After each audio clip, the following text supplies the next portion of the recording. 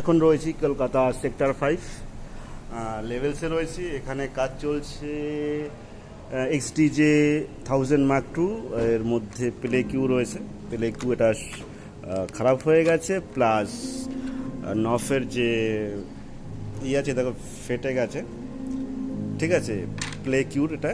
তো আর এখানে সেট আপে একটাই রয়েছে কনসোল, আর এদিকে দেখাচ্ছি এখানে আরেকটা রয়েছে। এটা কি আছে, এটাও মনে হয় 1000 মার্ক টু রয়েছে।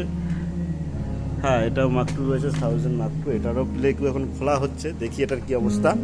ঠিক আছে, তো তোমাদেরকে ভিডিও আপডেট দিতে পারি না, সময় হয় না বলে, তাই তো দেখি আজকের পর থেকে চেষ্টা করবো সবসময় আপডেট দেওয়ার।